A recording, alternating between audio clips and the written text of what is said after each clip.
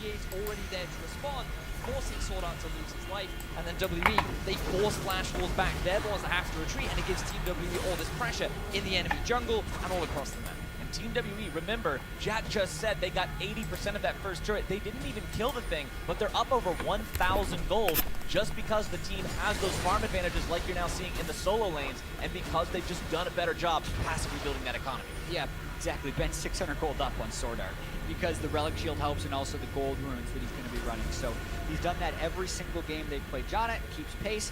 And also, I think is one of the reasons Team WE's early game bot, they've been like, man, Mystic and Ben, they're supposed to smash everyone, why aren't they?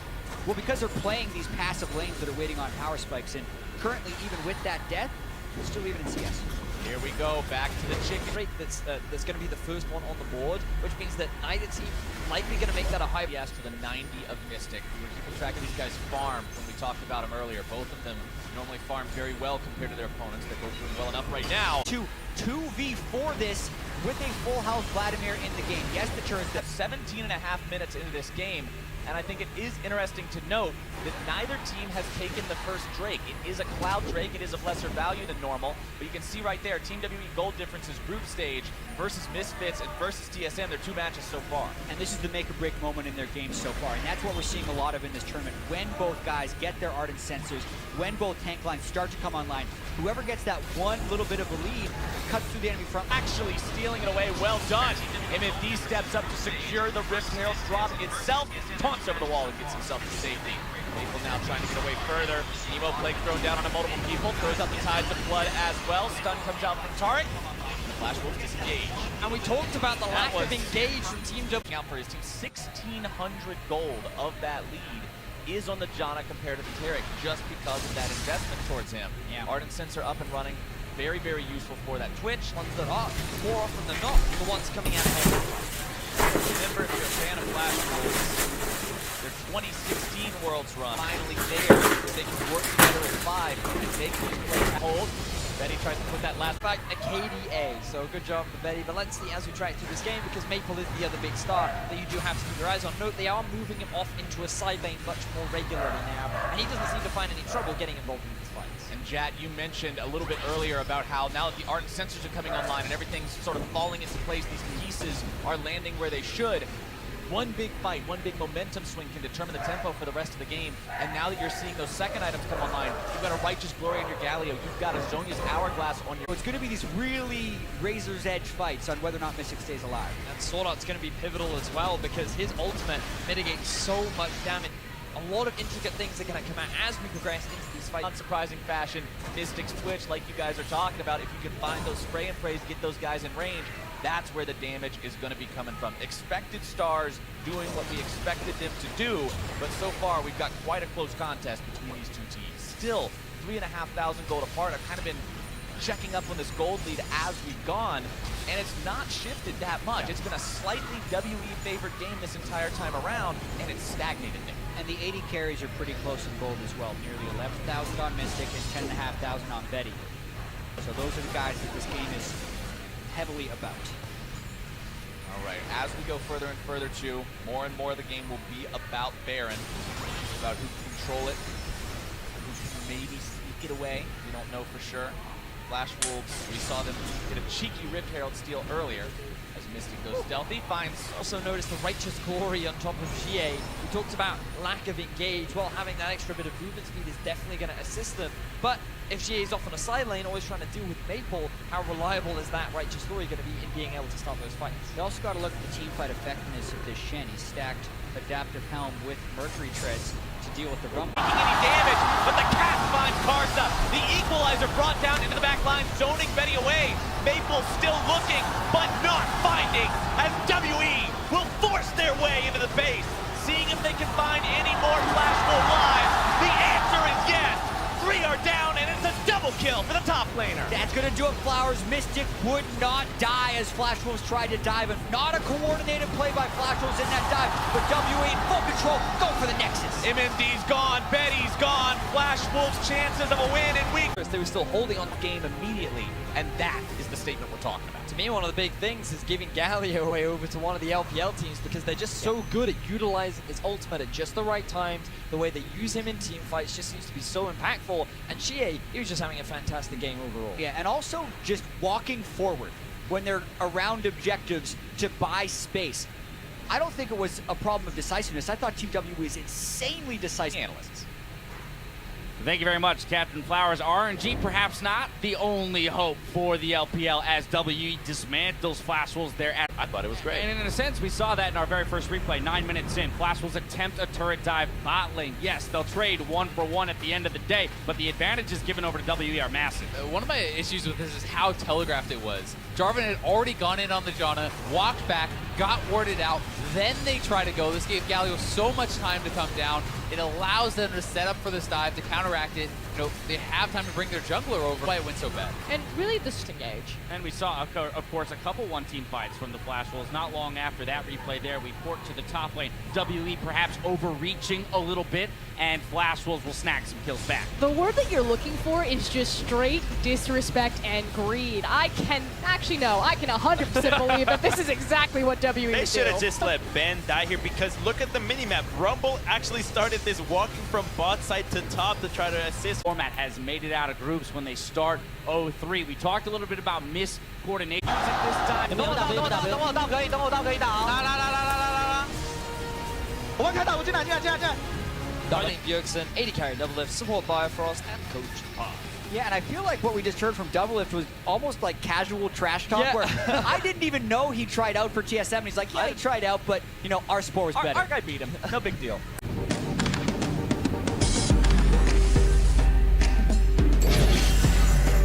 Because if they went for the Cho, then you're looking at actually a pushing lane in the top going in favor of Misfits, and in the bottom lane, and I'd be slightly in favor of Doublelift. He's taking a lot of damage right now. Yeah, as long as he doesn't have to burn a summoner spell, because here's the thing, he started Call and health potions up against the Doran's Blade. He's also got the sustain of Nami. So that's the big reason he was trying to take an even health trade there. Even a slightly less than even health trade can be absorbed back. So just trying to get some cheeky poke in there. Nami's ebb and flow should do plenty to keep him topped off as this lane goes on. But yeah, you really don't want to be losing 2/3 of your health at the start if you can help it. He does get plenty of damage down onto Hans Sama in return, like you mentioned. Managed to come all the way around through the vision. That would have been insane. But instead, he is going to be spotted out. Power of Evil not too worried about this one. It's so difficult to gank a LeBlanc anyway. It was a good try. TSM time. And now Slensian has been spotted out in the jungle of Misfits. Hansama was forced to go back, and now Parabu's in trouble. Svenskeren trying to get himself out here now. Bjergsen providing the covering fire, and his Power of Evil, who has to expend his flash. Heal going to be used bottom lane by the side of TSM, as Hans Sama and Ignar continuing to try to put the damage onto these guys, but they're significantly far behind in farm. Yeah, that's the thing. They're towing a very dangerous line to that bottom lane, but so far, it's working. The Cull is going to be more valuable than that Doran's Blade later. They've already forced Hans Sama back to base once to buy boots, and they traded heals. It's just a matter of, will Misfits break that bottom lane open, which they're going to try to do here. They poked them for so long, and they know the heal is down. TSM low on health, no heal available, shield coming down onto Devil. Too greedy. He sticks around too long. He takes too much harassment. No vision through the river as well. Gives Misfits an easy avenue to get that first blood. Yeah, just a ton of greed sticking around for too long there and taking too many bad trades. Also not having the jungler cover when that happens. They fall to what looked like an easy to execute gank by Max. Literally just hit him with the flash and then autoed him in the face. So, Misfits drafting early game, because that is also where TSM has been pretty weak at this year's World Championship. They've now been first blooded in all 3 games. Bubble not finding its way onto Hans Sama there. Bjergsen responding to Power of Evil, jumping forward by throwing the ultimate back at him. That Unleashed Power will take off about 2/3 of his health. Power of Evil with the Corrupting Potion, but it's out of charges, so it'll be hard to recover as Hans Sama. It's a lot of damage here in the bottom lane yet again. Doublelift runs out of Bio-Arcane Barrage time right as Hans walks up. And look at the mana on Biofrost. It's going to be harder for him to continue that kind of level of trading as Hans Sama and Ignar continue the push. Also keep your eyes on the vision towards the bottom lane. Alfari is now level 6. He's gone for a very early Bramble Vest to make the laning phase a little bit easier, but he's actually ahead of Monster in terms of the 1v1. Yeah, could be coming. Nice dodge. Maxlor trying to knock Svenskeren back. Sven is low. He's going to be taken down here. Svenskeren popped by Power of Evil. TSM, they try to go for an early skirmish in the river, and they get very quickly punished by that of Misfits. Yeah, you have to respect the Shen when it's level 6. Making those invades becomes more and more dangerous. Invading without a flash, he wanted the vision, shouldn't have incurred the risk. And now Maxwell, he's on his way bot as well. Here you we can go. see Hans Summer and Igna already a big trade. Oh, TSM's gonna fall into the same trap twice. Maxlor coming down, moving around, and Hans Sama takes the kill on the double lift. Here comes as Power of Evil. gonna be taken down next. Yup, 4-0 for Misfits. Such a classic Misfits play. We haven't seen this from them in so long, but it feels like only yesterday that they're able to pull this one off. 4-0 in favor of Misfits, and they're off to a fantastic start. Exactly, you gotta credit that bottom lane for getting the poke low enough for those dives to work. Double lift has less than 100 health for a lot of those dives when they're coming through. They're playing that bottom lane. Too greedy, getting poked too hard. Hans Sama and Ignar doing a great job to set up these dives. So Let's take another look. This is the play that we saw earlier on. Maxwell, he has vision of this, and Sven goes in. Remember, he has no flash. Yesterday, TSM, they respected the Shen from Team WE perfectly, but today they do not.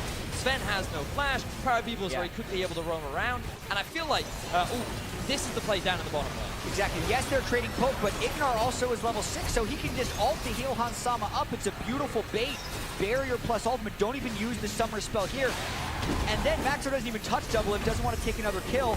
Power of Evil comes in as well on the end. The kill distribution very strong at the end as well. I really like watching Maxlor wait for those 2 caster autos to hit the Kog'Maw, making sure maybe they'll get the kill, maybe they won't, but he wanted to give that kill over if at all possible. It works out for him. Yeah, and watching the very start of that sequence again, the fact that Svenskeren moved forward onto a level 6 Gragas when he himself was level 5 and the Shen was in the game is just strictly over-aggression. And we've seen mistakes in the early game in every single TSM game so far, specifically from Svenskeren. He's been caught out, he's been killed for free. It's one area where this team needs to shore up that weakness. Yeah, but what we haven't seen yet in the group stage is mistakes from double lift in the early game as well. So when you're adding them together, the deficit could be too large to overcome. This is going to give a very early Infernal Drake over to Misfits. We talked about how it was crucial for them to get this early lead. Would this group of rookies be able to do it against the powerhouse that is TSM? And so far they've identified the weakness of TSM, and they've been able to successfully get this early advantage. We talk about TSM playing late. We talk about him being good at team fights. Well, one way to deal with that a bit is to get yourself an Infernal Drake. Have some more late game team fight damage. As Bjergsen moves himself topside, looking to maybe make a play onto Alfari here, but Alfari knows something's up. Spidey senses tingling. He feels a roam coming on. Good communication there from Misfits to recognize Bjergsen was gone. It will result in a lot of chip damage going down onto this top tower, but this is kind of what you expect in the matchup. The fact that Alfari is at this deficit, but has still been able to contribute to the bottom lane of Misfits, is still a positive net for game for Misfits. And we got to track 2 things that are both working towards the same goal. Misfits' ability to snowball and TSM's ability to equalize and bridge towards that late game, because the LeBlanc Shen falls off in a big way when the Kog'Maw can get some magic resist and the rest of the TSM team can scale up. So it's on Misfits to push the tempo in this game. And the one thing you can definitely praise Misfits for during their regular season is that they've been in these kind of deficits. They're used to playing, I wouldn't say used to playing from behind, but they know how to play from behind. This is not uncommon for them. You see a bit of trading down the bottom lane. On Sama, going to be taking some auto attacks yet again. Bubble finds him though, that's going to be big. There's your tidal wave. Stand United comes in. The Shen ultimate coming in clutch to keep that 80 carry alive. Big mistake there from Hans Sama, which Double Lift is very quick to punish him on. That's going to force the ultimate out from Alfari, and now the playmaking potential of Misfits can be heavily mitigated for the next few minutes. And I'm very surprised that Misfits used the Janna ultimate, the Shen ultimate, before just the Xayah using the ultimate to go untargetable and walk backwards. That would have potentially been a much easier way out, because the Nami Kog'Maw all-in isn't necessarily that scary, but they also now have Sejuani. Knowing they've burned those ultimates down, it might go for it. Let's see if Svenskeren can find something here. The ward Not goes over the spotted wall. by that. He's not spotted by it. The control ward's going to go ahead and silence it.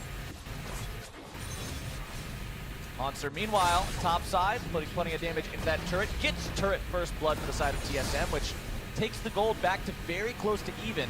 Maxwell Yeah. throws a ward down to see if Svenskeren hanging around this area, does find him out.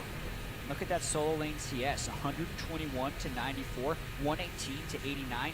The roaming is paying a cost, taking a toll for Misfits right now. I think TSM was winning those lanes slightly before the roams, but once you leave a lane that's down a little bit, it costs you huge. 2-0 on LeBlanc, but 4,300 gold on both sides. It's dead even. Bjergsen is up 4 gold. Well, he was. Then it changed. But you know what I mean. He was very, very close in the gold. It was almost identical. Now with the game only 400 gold apart, Misfits is looking to return to the scene of the crime for a 3rd time, but TSM is finally wise to it. And this is why we talked about the onus being on Misfits to continue this early game play. They need to keep the pressure on, otherwise eventually Misfits will get to a point where they can challenge Misfits in these fights. They do have the advantage of knowing how to play in these late game. And Misfits, the one thing we have seen from them is that they can get pretty slow in their playstyle once they get into the late game. That matchup against Flash Wolves, it took them 40 plus minutes to be able to finally close that one out. One thing I want to comment on that I find very interesting, Bjergsen going for the Mercury Treads before anything else in this mid lane matchup against Power of Evil. We've kind of criticized the TSM bot lane for not showing enough respect towards what Misfits can do. Bjergsen saying, all right, we can't have 2 lanes doing that. I'm going to be very respectful of this LeBlanc. He still remembers the jungle TF. He's like, I refuse to get CC'd again by those random other players, and I think that he is admirably showing a fair amount of respect to Parry, but also on that LeBlanc, as you rightly said, and the Ignite in the mid lane as well, so Yeah. I think it makes a lot of sense. Got to be concerned about that kill pressure as TSM moves the bottom lane towards the top side, considering the turrets have been traded 1-for-1 so far. You're also now starting to see those first item power spikes come online. You got a Cleaver on your Renekton. Gunblade for LeBlanc is a huge one.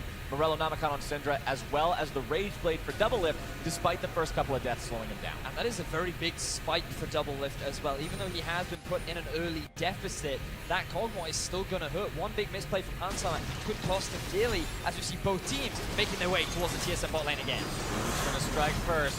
Misfits wanted to find this setup yet again, but TSM sending Svenskeren up here, thinking about what's happened so far, smelling something funny here again. Yeah, TSM much more prepared for that one.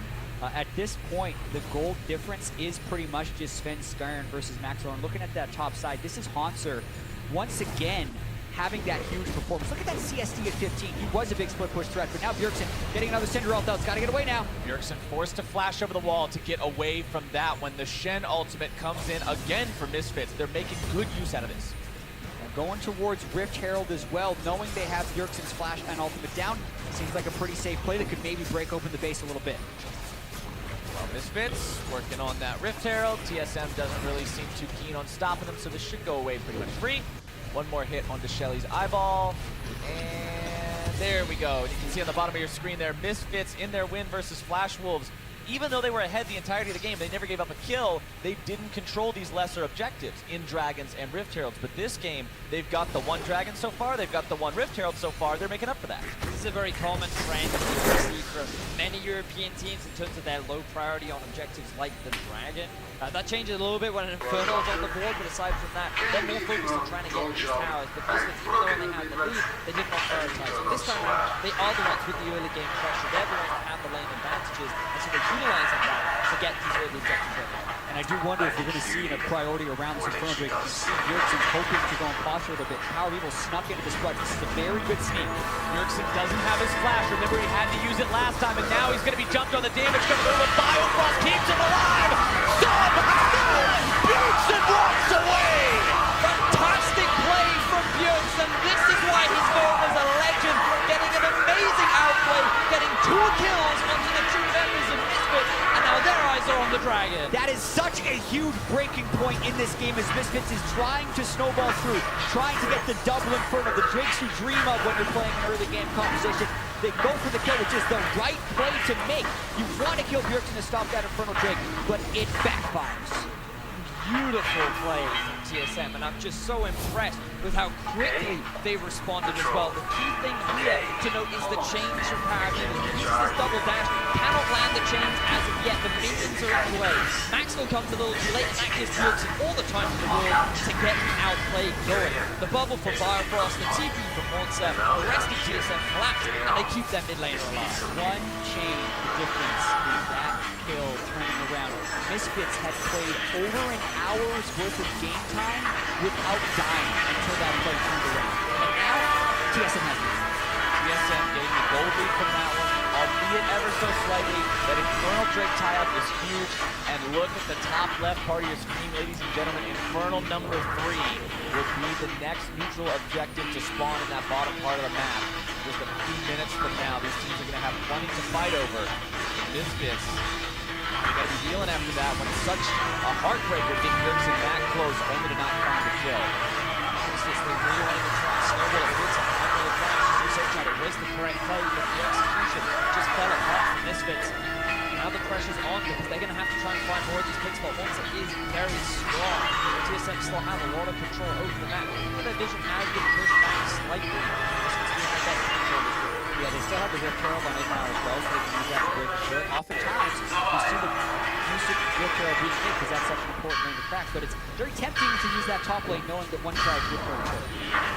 Scaring clears out the control ward as Misfits try to stop him, dashing himself away. Cash is not exactly on the mark, but Backdoor wanted to go for the try anyway. Has POE right next to him in case they do have that properly. Now Misfits have got to find some way to take control in this game yet again. We've mentioned the compositional difference.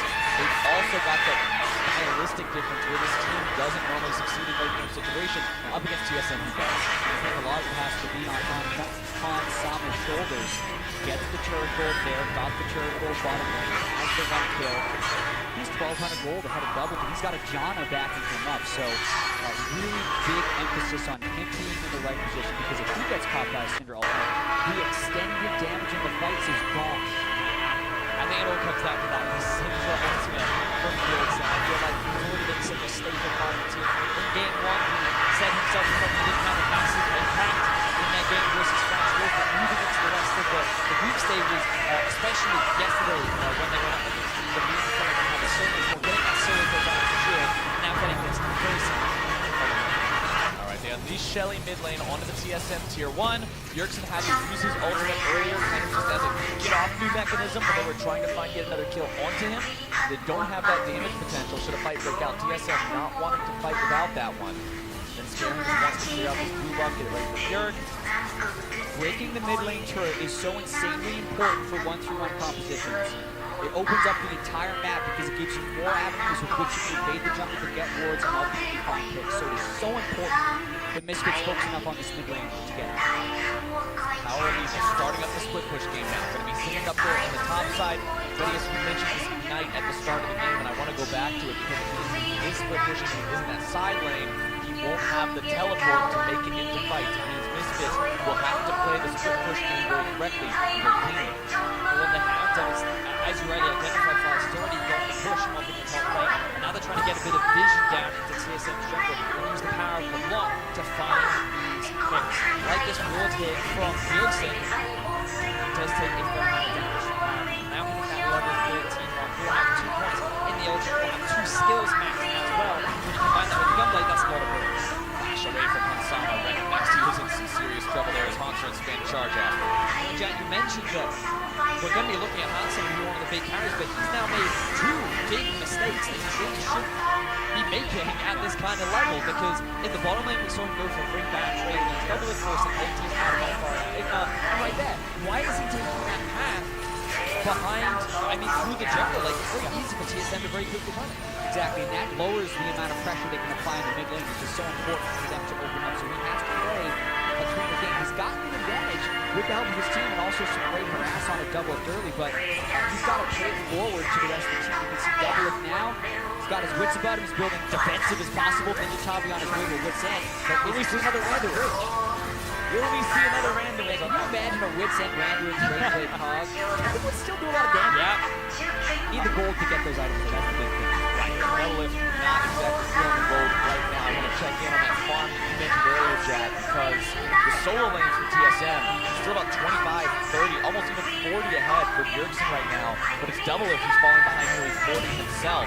The story kind of being told as the solo lanes sacrifice themselves for bottom lane control. Hanser now going to be jumped on that 3 versus 1, not a situation that even a big old Croc can get himself out of. Tries to, but can't quite do it. He will make Shen use his Yeah, trades his flash for a Shen ultimate, really trying to pull off those quick Renekton combos that are possible with the Titanic hybrid to threaten that kill. I don't think he actually would have killed, but the gusto with which he went for it forced the Shen ultimate. I do love the vision that we're seeing from Misfits. He's done a great job of pushing their vision lane deeper into the side of TSM's map. You can really see it in the bottom side of TSM's jungle. They had this entire area littered with blue wards and made sure that TSM could see nothing. Haunter had this false sense of security, he overextended ever so slightly, and now the Dragon is spawning just in time for Misfits to start it off. And look at the positioning of TSM.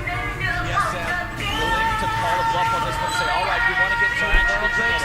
We're going for this one. TP going to be used here as well, but Misfits already have the Drake. TSM is not doing this exceptionally quickly right now. Double it over the wall. They're gone. They're still dropping rapidly. Misfits not aware, and TSM 23-minute bear. What was that play? TSM, they just walked straight towards the Baron. We were praising Misfits for their vision, but they had no vision around that Baron area. 23 minutes into the game, TSM make the right call, and they get a huge advantage over their opposition. Absolutely. TSM sees the Infernal Drake, knows that's going to be a juicy pinata to go chase after. But the Baron is the real objective, especially when playing against Misfits, who we just talked about, usually focuses Baron over the Drake. And overcorrection, they still have the Karmana burst back down. That is a huge moment in this game. Is that not the same sort of a trap that we saw Immortals fall into against Longshi when they were ahead, they were going for the Drake, everything was going their way. Longshi says, okay, it's an early 20-minute second, you can lead, Portage will go from there, and they get it, and that was the turning point in that game. Now in this game, we'll have to see if TSM can make a lot of moves based on that. Right now, we have found ourselves into a pause, hopefully only a minor issue, we can get that into the ASD. I'm flabbergasted, boys. I cannot believe that Misfits would just leave that exposed. Well, they're usually a team that around the 20-minute mark just has so much great control around the Baron area. This is something that during the European SCS regular season, they would use to start off a lot of their fights. They weren't that confident in just trying to fight in the middle and in the jungle. It was always around that area. They let the vision drop for a little bit, and TSM, they just make an amazing call. Hey guys, we've got let's rush it down. We're going to get this objective. And it's going to buy them a go even further, because remember, this is a team that, well, their competition is going to get so much more power and open. Volvo is still ramping up. Yes, the momentum, you could argue that he feels off, but in terms of team fight by the Shen, I would say he has a lot more. Yeah, and I think thinking about how the Baron sneak happened, right? Because Baron sneaks this early in the game require two parties to actually cooperate. One team has to be willing to make the call that they think they can sneak it, and the other team either has to not have vision or be sleeping a little bit and not cut, because that thing does not go down quick. So I think some of this could be attributed to the team compositions, and some of it could be contributed to World's experience. You mentioned how Misfits is so new on the World stage, and Baron sneaks happen all the time in these high-pressure moments when you're so focused on other things. You're talking about playing against TSM at Worlds. If they beat them, they can go 2-1, they can tie first in the group. Double Infernal Drake, they can get a second one. All those things compound together, make it more likely for them to make an abnormal play. And TSM called them on a hit pick. Just want to update everybody on the state of the pause and exactly what we're investigating here. It appears Power of Evil is calling attention to an issue where his LeBlanc clone killed the blue buff. The buff then did not transfer over to LeBlanc herself. That's what we're taking a look at to see exactly how that all played out and whether or not there's some issue there. And right now, in the meantime, let's go ahead and take another look at exactly what you were talking about, Jack, how that play happened, how everything worked out with TSM being able to grab the Baron. We have the replay ready to take a look at to see the trade. So this is why they're able to get the kill onto Haunter. Bear in mind, there is no vision down towards the bottom side. Haunter doesn't realize this is happening, and Misfits get a good kill. Haunter, he tries his best to get the kill. He gets a surprising amount of burst power he was not expecting, but Alfari is there, ready with the ultimate to keep alive. In all honesty, it probably wasn't even necessary. Now, TSM, they're grouping up towards the top side, and just keep your eyes on the mini, because I believe Misfits have an inkling that this is actually starting off. There should be a blue ping that comes out. There it is. So they ping it, they realize that this is happening, and they just say, They might be a Baron. It's like, well, we can't make any time, and if we face check, we're going to go into this as one ultimate. exactly. So they just concede the objective. But I think they don't realize how slow this actually goes down. I think they could have tried to make a play towards it, but instead, they just concede it. They realize, oops, we made a mistake, we're just going to play on. Now, I want want to ask you guys directly, because this whole time we've been talking about the game plan differences, been talking about the comp differences. If your Misfits and your early game plan has been going according to plan so far, and now there's just this giant wrench thrown into the gears, how do you deal with this? How do you address this and get back on track? Well, unfortunately for Misfits, they just kind of have to stall out the Baron. It becomes a little bit of an awkward spot because in a full 5v5, I don't feel confident that they would just straight up win it in the moment, which means that TSM, the pressure's in their court. They're the ones that are going to start sieging up onto these tier 2s, and they're the ones that are going to force Misfits into this uncomfortable situation. Update on the pause situation. The clone did kill the buff. The buff did not transfer over to the real LeBlanc. This is a known bug that teams were aware of before entering into the game, and teams will play through it. The game will continue as is. There will not be any remakes. There will not be any chrono breaks. We've solved the problem, sort of. Yeah, well, it's definitely not resolved, and Power of Evil is going to have to play through this right now, but there is a list of known issues, so to speak, or bugs, as you can call them, the teams have seen, and some of them say this is a known issue, will not remake for this, because technically Power of Evil could have outplayed it in a sense of not having his opponent hit the bug, but that sucks. I'm just going to say that right now. It's not good. This absolutely really sucks bad for Power of Evil, and it's a really hard thing for him to have to play through now and not get tilted at this moment. All right, let's see how well Misfits can now play on the defensive, wait out that Baron buff like you were talking about, Vedius, or if TSM can gain some momentum from this one. Hanser pushing up in the bottom side with those Baron Enchanted minions makes it very easy to take down the turret itself. TSM slightly up, 500 gold, the tune of their lead now. Not much to speak of, really. They need to utilize this to get as many objectives as possible. Tier 1 still standing in the mid lane for Misfits as TSM tries to figure out exactly how they want to approach this. Yeah, and they're in a big power position right now. They can split push with the Renekton. If too many resources get sent down towards them, then TSM would be able to make a play on the other side. And when sieging turrets like this, you have to be in such respect of the Syndra stun. If he catches one, it could be the death of one person, and the Baron empowered minions could give TSM a big lead in this game. Trying to push up middle, but Misfits doing a good job preventing that from working right now. TSM now appears to be trying to set a trap or a pick in the enemy jungle. Clearing out some wards as they go. Svenskeren on the front line. Bjergsen looking to find a stun. Not going to be doing it, but now Bjergsen and the rest of TSM have got to be careful. The Sejuani ulti not finding its mark onto anyone. Bjergsen below half spin as well. Doublelift takes out the red buff. Misfits can't quite collapse just yet, but Power of Evil is coming around from the flank. Misfits still may want to take this fight. Remember, the Sejuani has no ultimate. Where's the rest of the engage? It's on his Shen. He's going to come in. They want to deliver. Power of Evil trying to get in there as well. Svenskeren now going to be taken low. He's the target first and foremost, trying to get himself away. Ignar going to follow to Doublelift, and TSM turning this one around as Hanser continues to apply the damage. Grabbing the kill onto Alphari. That was so close to being an initiation, but Power of Evil snapped back on the block as Alphari goes in, and the initiation was botched from there. TSM get the kills, and boy, are they sticking around at low health. Power of Evil has the power to maybe make something happen here. This is what LeBlanc is born to do, but it's just so risky. TSM recognizes that. They back themselves away. Sama. Doublelift, no mana, almost no health. PoE still looking to maybe find that instant pop on the TSM line. Featherstorm comes out just to find them in the brush. TSM still moving exactly as a unit, getting themselves away. Power of Evil looking for the damage onto Hanser or Bjergsen, splits his fire a little bit. Hanser nearly taking out the heal to keep him alive to the Ignite, but it is not enough.